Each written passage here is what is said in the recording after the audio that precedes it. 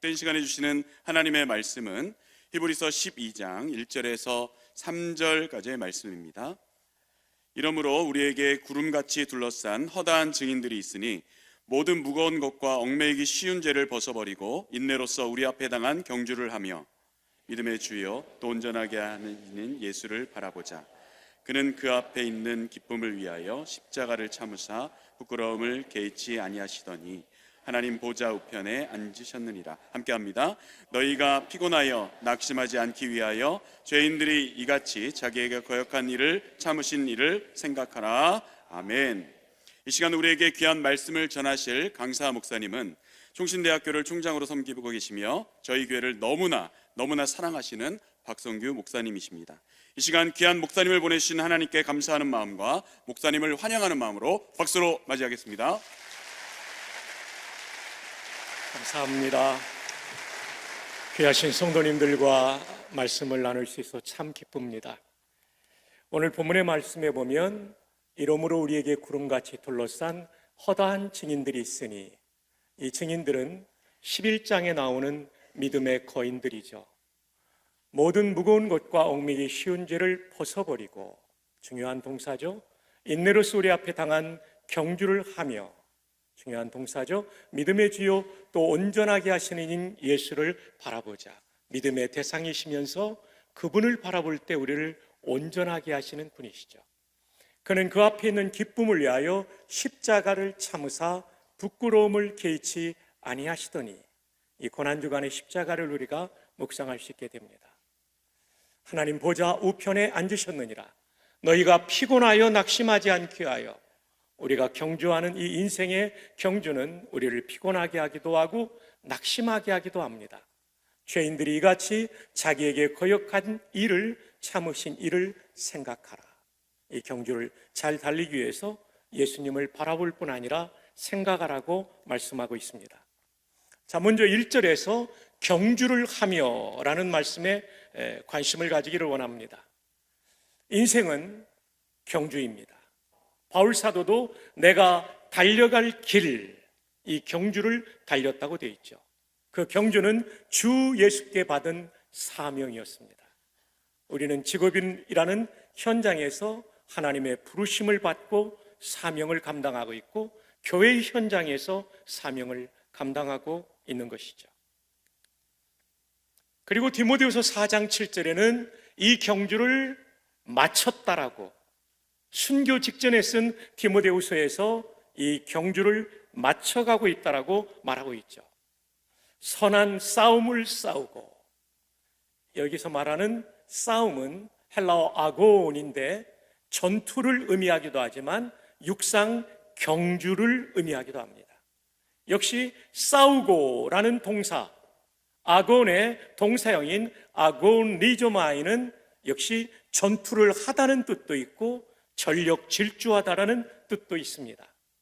주석학자들은 나여 달려갈 길을 마쳤다, 달려갈 길이라는 뒤에 설명이 있기 때문에 앞에 싸움은 육상 경기를 의미한다라고 해석하기도 합니다. 어쨌든 인생은 경주입니다. 그리고 이 경주는 하나님께서 맡기신 사명을 따라 달려가야 되는 바로 그것이죠. 이 경주를 잘 달려가기 위해서 중요한 것은 무거운 것과 얽매이기 쉬운 죄를 벗어버려야만 인생의 경주를 완주할 뿐만 아니라 좋은 성적을 거둘 수가 있는 것이죠. 2023년에 아시안게임에서 우리 육상 경기 선수들이 37년 만에 남자 400m 계주 동메달을 땄습니다. 저분들의 복장을 보십시오. 신발이 얼마나 가벼워 보입니까? 신어보지는 않았지만 전투화 같은 게 아니죠. 그리고 바지가 긴 바지가 아니라 하나같이 반바지이죠. 그리고 셔츠도 팔이 없는 민소매이죠. 모든 저항을 제거하고 빨리 달리기 위하여 얽매이기 쉬운 것을 다 제거하고 달리는 거죠. 좋은 성적을 얻기 위해서입니다. 저도 단축 마라톤을 달려본 경험이 있습니다. 5.8km로 기억되는데요. 81년 개교 80주년 기념 단축 마라톤 대회에 제가 출전했습니다. 55명이 달렸습니다. 달리기 전에 오종호 목사님을 만났습니다. 카페에서 만났습니다. 형님, 저 오늘 마라톤 나갑니다. 그래? 하고 형님이 칠성 사이다를 사주셨습니다. 지금도 그 시원한 맛을 잊을 수가 없습니다. 그리고 뛰었습니다. 청신대학교에서 출발해서 청신대 입구역에서 좌회전했습니다. 그리고 이수교차로에서 좌회전하면은 국립묘지고 직진하면 고속터미널인데 제가 오른쪽으로 돌아서 코스가 거기였으니까 방배동 골목으로 들어섰습니다. 그리고 내방역에서 우회전을 했죠. 여기가 마의 코스였어요. 지금도 가보시면 아는데 굉장히 높은 언덕이에요. 여기서 많은 사람이 탈락을 했습니다. 제가 화살표를 혼미하게 돌리고 있는 이유는 많은 사람이 탈락했다는 뜻입니다. 화살표의 굵기도 작은 이유는 절반 이상은 탈락한 것 같아요. 다시 총신대 입구역을 지나 이 남성 초등학교쯤에 왔을 때 또 많은 사람이 탈락을 했습니다. 그리고 마지막 그 온라인에서 약 15명 정도가 이제 그 온라인을 통과했습니다. 이때 저는 몇 등을 했을까요? 죄송합니다. 10등 했습니다. 상은 몇 등까지 줬냐면 9등까지 줬습니다. 1등이 지금도 잊지 못합니다. 그때는 어려울 때니까 양복 한 벌이 아니고 한 벌을 맞출 수 있는 옷감을 줬습니다. 근데 제가 목표가 좀 달랐습니다. 군목으로 갈 사람이니까 친구들은 전부 반바지를 입었지만 저는 교련복을 입고 뛰었습니다. 그리고 신발을 운동화가 아니라 교련화를 신고 뛰었기 때문에 저는 그때 알았어요. 땀이 나니까 이 옷감이 옛날에 안 좋잖아요. 이 다리에 붙더라고요. 정말 힘들었습니다. 제가 만약에 반바지를 입었다면 한 7등이나 6등은 하지 않았을까 생각은 합니다. 네, 후회하지는 않았습니다. 저의 목표가 달랐기 때문이죠. 그러나 중요한 교훈을 배웠습니다. 잘 달리려면 복장이 가벼워야 한다. 신앙의 경주도 마찬가지죠. 모든 무거운 것과 얽매이기 쉬운 죄를 벗어버려야만 저와 여러분의 인생의 마지막 순간 하나님 앞에 섰을 때 잘 달렸다라고 평가를 받을 수 있겠죠. 자, 그렇다면 우리가 벗어버려야 될 무거운 것, 얽매이기 쉬운 죄는 무엇일까요? 성경이 여러 본문이 말하고 있지만 오늘은 갈라디아서 5장 19절로 21절을 가지고만 말씀드립니다. 육체의 일은 분명하니. 여기서 육체라는 헬라어 단어는 사르크스라는 단어입니다. 이 단어는 우리의 몸을 가리킬 때도 있지만 특별히 바울 서신은 인간의 죄성을 가리킬 때 쓰는 용어입니다. 로마서 8장에서는 이 사르크스가 육신으로 번역되었고 갈라디아에서는 육체로 번역이 되었습니다. 그래서 육체의 일은 분명하니 이 뜻은 이렇게 바꿀 수가 있죠. 인간의 죄성의 일은 분명하니. 우리 안에 있는 죄성이 어떤 열매를 맺냐면 음행, 더러운 것, 호색, 모두 성적인 탈선과 타락입니다. 우리 가운데 이런 것이 있다면 이걸 벗어버려야만 인생의 경주를 잘 달릴 수 있는 거죠. 우상숭배와 주술, 영적으로 잘못된 그 상태를 말하는 거죠. 이걸 벗어버려야 되죠. 원수 맺는 것, 한 번 어긋나면 평생을 용서하지 않는 건 절대로 성경적인 것이 아닙니다. 그건 죄성입니다. 분쟁, 가는 곳마다 갈등을 일으킨다면 이것은 죄성에 기반한 것이죠. 시기, 다른 사람이 잘 되는 것을 함께 기뻐하지 못한다면 이것은 죄성입니다. 분냄, 쉽게 화를 잘 내는 것도 죄성입니다. 당짓는 것, 내 이익을 위하여, 소수의 이익을 위하여 전체 이익과 반하는 당을 짓는 것, 분열하는 것, 이단, 투기가 나오는데 시기와 비슷한 뜻이죠. 술 취함과 방탕함, 이런 것들을 벗어버릴 때 우리는 인생 경주에서 승리할 수 있는 줄로 믿습니다. 이 고난주간에 주님의 십자가를 바라보며 이 부분들을 정리할 수 있는 은혜가 우리 가운데 있기를 바랍니다.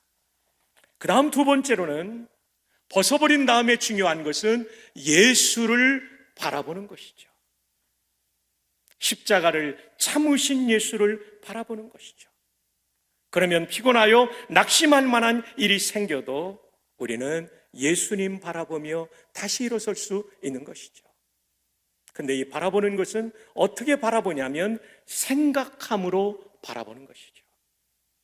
사람들의 모욕과 희롱, 그리고 예수님을 거역한 일을 참으신 그 예수님을 생각하면 우리는 우리가 당하는 억울한 일과 부당한 처우도 우리는 능히 견딜 수 있는 것이죠.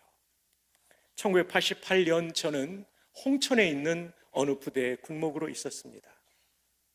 화천에 있다가 홍천으로 오게 되었어요. 화천은 정말 산골짜기고 홍천은 강원도에서 그래도 좀 괜찮은 것입니다. 근데 딸아이가 아파서 홍천에 있는 의원에서는 치료받을 수 없기 때문에 춘천에 있는 한림대 부속병원에 가서 치료를 잘 받고 홍천으로 돌아오는 길에 일이 생겼습니다. 그 당시에 춘천 외곽은 춘천 교대가 있었는데 그 앞에 제가 차를 몰고 가다가 앞에 있는 덤프트럭 때문에 시야가 가려서 신호등이 바뀌는 것을 못 보고 차를 급히 세우다 보니까 횡단보도 절반쯤을 물게 되었습니다. 근데 하필이면 그때가 교통 단속 기간이었습니다. 지나가는 사람들이 교통경찰한테 이 차가 지금 밀고 들어왔는데 왜 안 잡냐고. 경찰이 차를 빼라고 그래서 옆에 뺐습니다. 제가 설명했죠. 저는 춘천에 사는 사람이 아니고 홍천에 사는 사람인데 아이가 아파가지고 왔다가 그냥 집으로 돌아가는데 이 덤프트럭 때문에 신호등을 못 보고 내가 이렇게 서게 되었는데 사람을 친 것도 아니고 다른 차를 상하게 한 것도 아니니까 정상을 참작해 주십시오.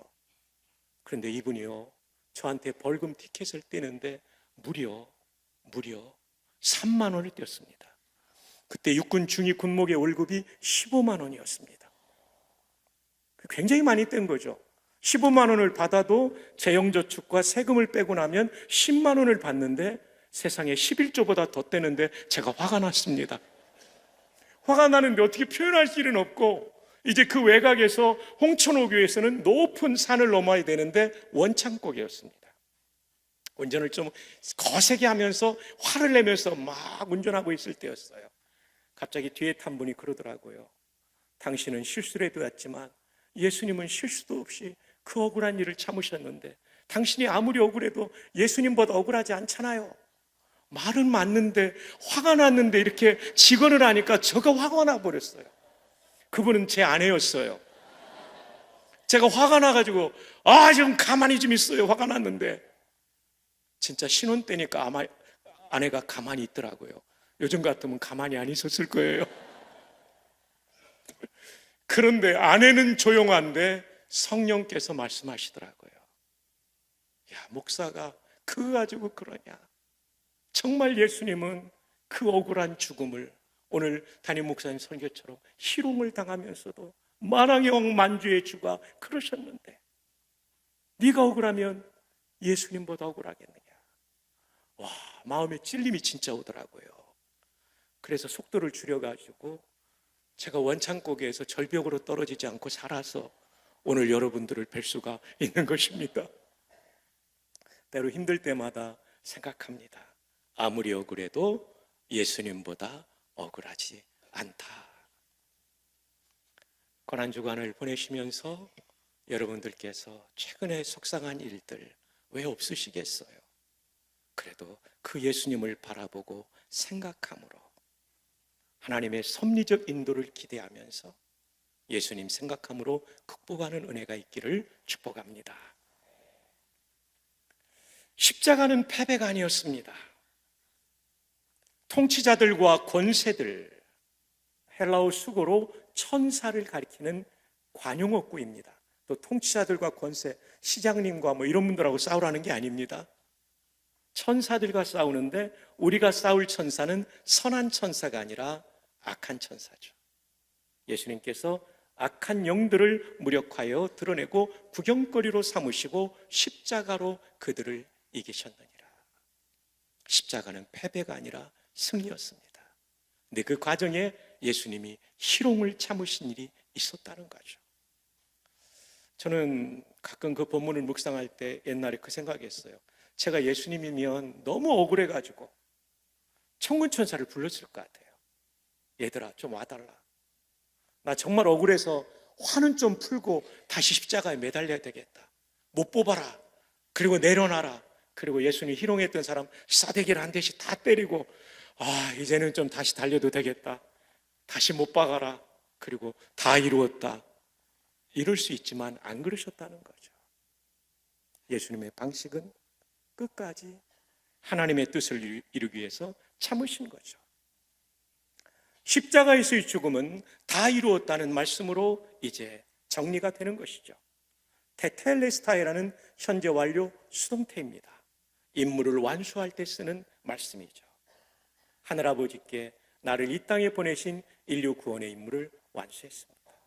물건값을 완불할 때 쓰는 말이죠. 저와 여러분의 죄값을 십자가에서 완불하셨습니다. 그러므로 십자가가 복음인 줄 믿습니다. 그러나 여기에는 예수님의 그 희롱 가운데도 끝없이 참으신 그 인내가 예수님의 인생의 경주, 구원자로서의 경주를 완주하게 하셨다는 것을 잊지 마시기를 바랍니다. 예수님은 죽음으로 승리하셨죠. 죽음으로 승리하셨어요. 신앙생활은 죽어야 승리하는 겁니다. 내 자아를 죽이고 내 욕망을 죽이는 이것이 신앙의 승리죠. 생각해보니까 이순신 장군도 죽음으로 승리하셨더라고요.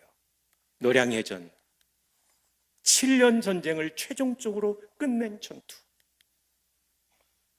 일본 수군이 훨씬 많았죠. 병력과 전선과, 그러나 전사자도 많았습니다. 조선 수군의 전사자는 약 300명, 일본 수군의 전사자는 1만 3천 명 정도가 되죠. 배도 엄청나게 많이 파괴했습니다. 그런데 조선 수군의 최고 지휘관인 이순신 장군이 전사했습니다. 그러나 그 죽음 가운데 7년의 전쟁이 종결됐고 승리로 끝나게 된 것이죠. 이순신 장군은 노량해전을 앞두고 전날 밤에 이 다짐을 하죠. 차수, 약재, 사직, 무감. 이 차자, 원수 숫자. 이 원수, 저 일본군을 약재, 만약에 제거할 수 있다면, 무찌를 수만 있다면, 사즉, 죽음도, 즉 무감, 유감이 없습니다. 죽어도 여한이 없습니다. 참 대단한 분이시죠. 물론 이순신 장군과 예수님은 비교할 수 없는 것이죠. 예수님은 하나님이시고 만왕의 왕이신데 인류를 구원하기 위하여 죽음을 통하여 우리를 살리신 것이죠.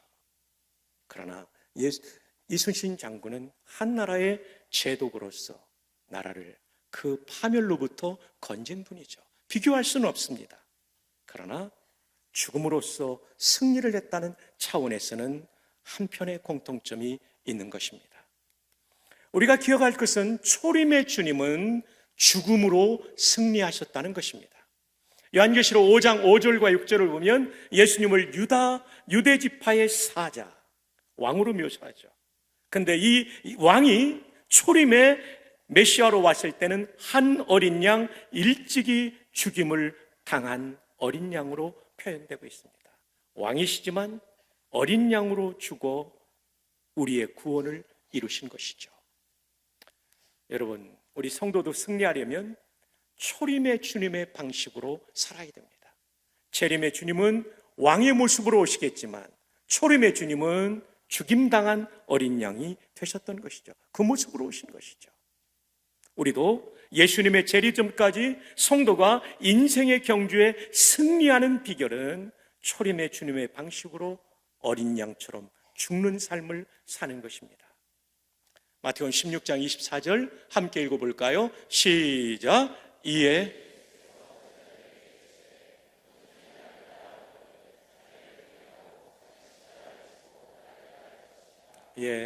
나를 따라오는 제자가 되려면 십자가 지라. 십자가 지라는 얘기는 1세기의 말은 죽으라는 얘기입니다. 예수님 제자의 길은 죽는 거예요. 죽는 거. 자기를 부인한다는 얘기는 자기가 즐기고 싶은 것을 통제하고 허락하지 않는 겁니다. 그리고 내가 가지고 싶은 원하는 것을 가지지 않는 거예요. 하나님의 뜻이 아니라면 즐기는 것도 내려놓고 가지고 싶은 것도 내려놓는 것이 자기 부인인 것이죠. 고난주간에 우리가 실천해야 될 매우 중요한 것은 주님의 십자가를 묵상하는 일에 방해가 되는 일, 또 내 인생에 맡겨주신 사명을 감당하기 위하여 방해가 되는 것들은 내가 즐기고 싶은 것도 과감하게 통제하고, 그리고 내가 소유하고 싶은 것도 과감하게 거부하는 것. 이것이 진정 제자도이며 이것이 자기 부인의 길이 되는 것이죠. 자, 여기에 참으사, 참으신이 강조되고 있죠. 그리고 바라보자는 뜻은 뭐냐면 생각함으로 바라보는 것이죠. 근데 이 바라보자가 영어 성경에는 고정시키다는 거예요. 눈을 고정시키다. 그냥 한번 읽기 보고 마는 것이 아니라 눈이 항상 예수님에게 고정되어 있는 것이죠. 눈이 항상 고정되어 있다는 얘기는 항상 예수님을 묵상하는 거죠. 그러면 신앙의 경주에서 이길 수 있는 것이죠. 십자가를 참으사 거역한 일을 참으신 그들까지도 용납하는 예수님의 그 길, 이것이 십자가의 도입니다. 이제 결론입니다. 오늘 왜 이렇게 설교를 빨리 끝내냐면 내일 새벽에도 나와야 되시기 때문에 시간을 좀 단축해서 끝냅니다. 결론, 인생 경주에서 승리하는 비결은 뭡니까? 인생의 경주라는 것이 하나님께서 나에게 맡기신 사명의 길이라는 인식이 있어야 됩니다. 나는 그냥 생계를 위해서 그 직업을 가지신 것이 아니라 하나님이 맡기신 사명이 그 일터에 있는 것이죠. 근데 유럽이 건강하게 발전할 수 있었던 것은 여러분이 잘 아시는 막스 베버, 그는 정치학자요 사회 경제학자였죠. 그분이 쓴 프로테스탄트 윤리와 자본주의 정신, 저는 이 책을 읽으면서 거의 교회사 책이더라고요. 와, 이분의 신학적인 깊이가 신학자가 아닌데 깊어요. 핵심은 무엇입니까? 자본주의 정신은 영리를 추구하지만 프로테스탄트 윤리, 나눔과 분배와 사랑과 배려의 윤리가 자본주의 정신인 영리를 추구하는 것을 통제했기 때문에 근대 여러분 건강하게 성장할 수 있었던 것이죠. 이 자리에는 정말 귀하신 분들이 많이 계십니다. 여러분, 여러분의 일터에서 프로테스탄트 정신, 윤리, 곧 성경적 윤리가 발현될 수만 있다면 여러분을 통하여 대한민국 사회는 더 좋은 사회가 될 줄 믿습니다. 그곳에 사명의 경주자로서 여러분이 일터에 계신 것입니다. 교회에서의 직분도 마찬가지입니다. 주일학교 교사든 찬양대든 그리고 순장이든 장로님이든 안수지사님이든 권사님이든 그 사명입니다. 그 경주를 잘 해야 되겠다는 인식을 가지셔야 됩니다. 그 다음에는 복장이 가벼워야 합니다. 죄의 짐을 벗어버리는 결단이 이 고난주간에 꼭 있기를 축복합니다. 그리고 십자가의 죽음으로 승리하신 예수님께 내 눈을 고정시켜야 됩니다. 주일 한 번만 바라보는 것이 아니라 매 순간마다 십자가에서 참으시고 우리의 구원을 이루신 예수님께 고정되는 우리가 되기를 축복합니다. 내 승리도 욕망을 십자가에 못 박고 하나님 원하시는 것을 추구해야 됩니다. 예수님처럼 그렇게 할 때 우리는 인생 경주를 다 마쳤을 때 신의 악단이라는 영화를 보면서 마지막 장면이 감동스럽더라고요. 북한 보위부 감찰단의 소자 박교순, 그는 예수 믿는 사람을 잡아 죽이는 사람이었어요. 그런데 2억 달러인가를 북한이 받기 위해서는 부흥회를 보여줘야 되는 상황이었어요. 그래서 아시는 대로 악단이 만들어 죽고 이 악단을 지도하는 가운데 찬양을 부르다가 박교순이 어머님이 믿었던 하나님을 다시 떠올리고 예수님을 믿게 되죠. 공연하는 날 칠골교회로 가던 차가 압록강변으로 향하는 쪽으로 이 악단을 다 탈출시키고 그는 혼자인가 또 한 명의 사람과 함께 교회로 가죠. 발각이 됐습니다. 탈출시켰다는 것이. 그는 총살당하게 되죠. 총살당하는 장면에서 박교순 소자는 하늘을 향해 하나님께 이렇게 말하죠. 하나님, 저 잘했디요. 네, 우리가 이 말을 할 수 있으면 얼마나 좋겠습니까? 하나님, 저 잘 살았죠. 경주 잘했죠. 그러기 위하여 이 고난주간을 예수님을 바라보고 그분께 우리의 시선을, 생각을 고정하며 보내시기를 주님의 이름으로 축복합니다.